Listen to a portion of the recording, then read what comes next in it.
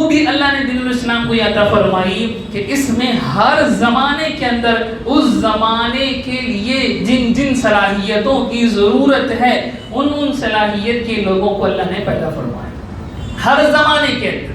ایک زمانہ بھی ایسا نہیں گزرا کہ لوگ دین الاسلام سے اتنے دور ہو گئے ہوں کہ انہیں دین کا صحیح کانسیپٹ نہ معلوم ہے. ایسا آپ پوری تاریخ میں 1500 سال کی تاریخ میں ایک دن آپ ایسا نہیں دکھا سکتے جس میں یہ ہوا ہو کہ علماء یا پوری امت دین سے اتنی دور ہو گئی ہو. ایک زمانہ ایسا نہیں دکھایا جا سکتا.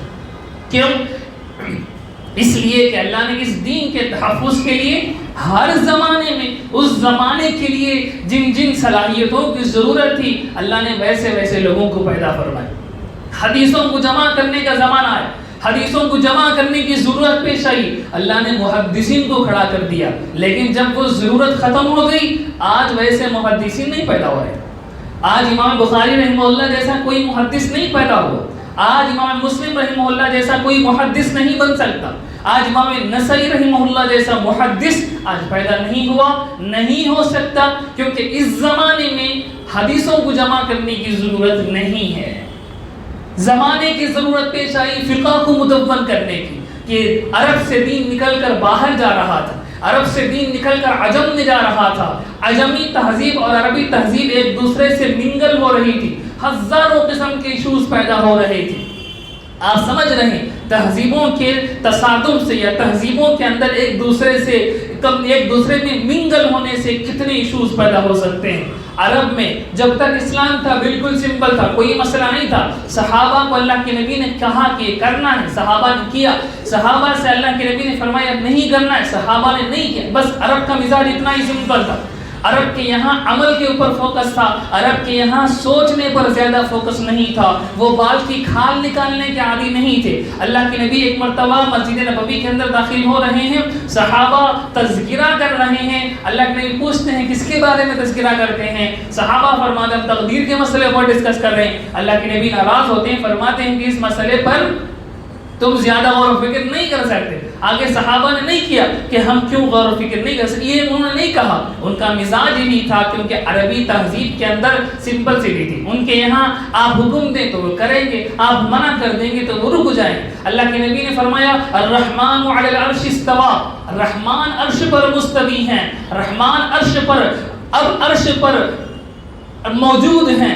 تو صحابہ نے آگے سے سوال نہیں کیا کہ اگر عرش پر موجود ہیں تو پھر عرش کہاں ہے, عرش پر موجود ہیں تو زمین میں اللہ موجود ہے کہ نہیں, یہ سارے سوال صحابہ نے نہیں کیا.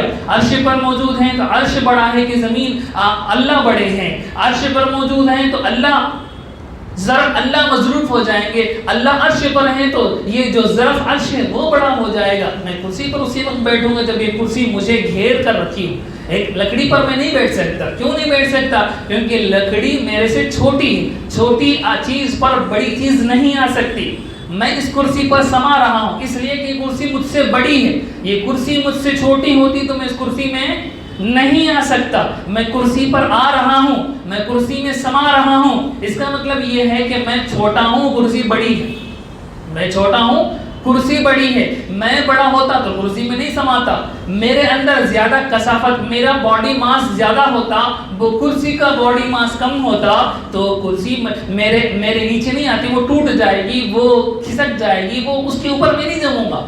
اللہ کہتے ہیں اللہ عرش پر موجود ہیں. تو سوال یہ ہے کہ اللہ بڑے ہیں کہ عرش بڑا ہے؟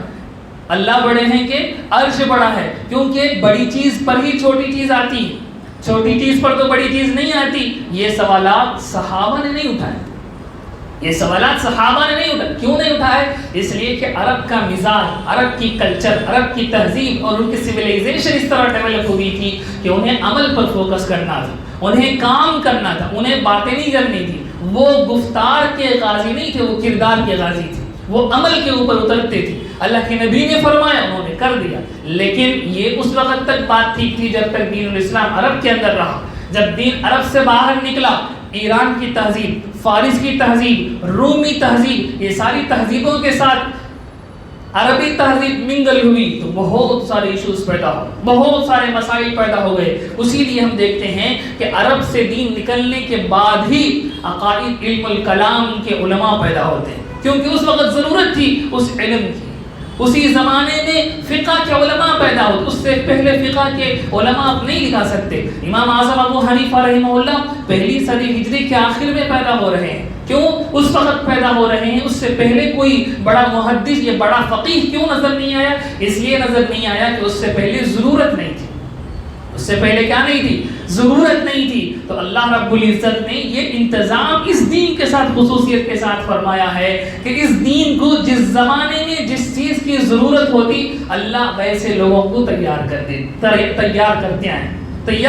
کوئی زمانہ ایسا نہیں گزرا جس میں دین سے لوگ اتنے دور ہو گئے ہوں کہ دین کو پہچاننا انہوں نے بند کر دیا۔ کل میں نے واقعات سنائے تھے کہ مجدد الفسانی رحمہ اللہ اس وقت اللہ نے ان کو کھڑا کر دیا جب پورے ہندوستان کے اندر کفر کے کالی گھٹائیں چھا رہی تھی۔ اب کی تب کی اسلام کے ساتھ کیا ہوگا، اسلام کا مستقبل کا ڈاواڈول ہو رہا تھا، اس وقت اللہ رب العزت نے بندہ کھڑا کر دیا شیخ مجدد الفسانی رحمہ اللہ۔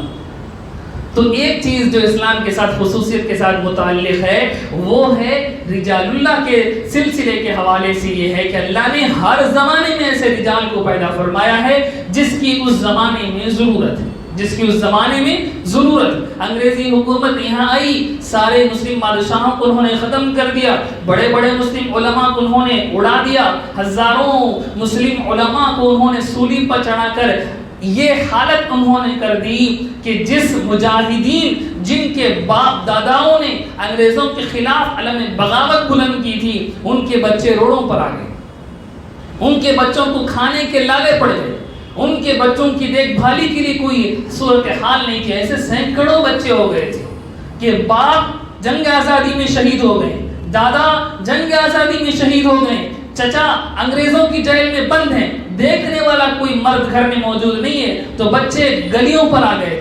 بچے گلیوں پر جب آ گئے تو انگریزی گورنمنٹ ایسے بچوں کو اسکول بنا کر ان کی تعلیم اور ایجوکیشن کا انتظام کر رہی تھی۔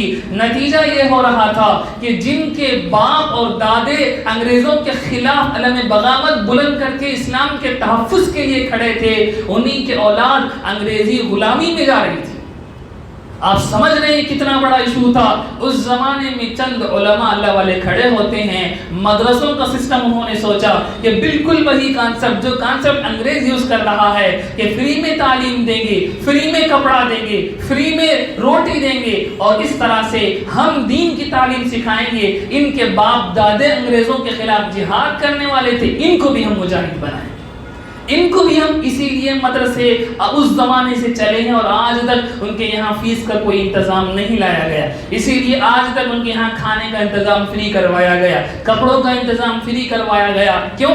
اس لیے کہ وہ اس زمانے کی مبارک سنت تھی کہ اس زمانے کی حالت اس طرح تھی کہ انہوں نے بالکل انگریزوں نے جو حربہ یوز کیا تھا اسی حربے کو پلٹ کر ان پر وار کرنے کے لیے ہمارے بزرگان دین نے ان مدارس کے سسٹم کو چلایا، اور آج اللہ کے فضل سے پورے ہندوستان میں ایک مدارس کا نیٹ ورک بنا ہوا اور دین الاسلام کے تحفظ کرنے کے لیے علماء نکل رہے ہیں۔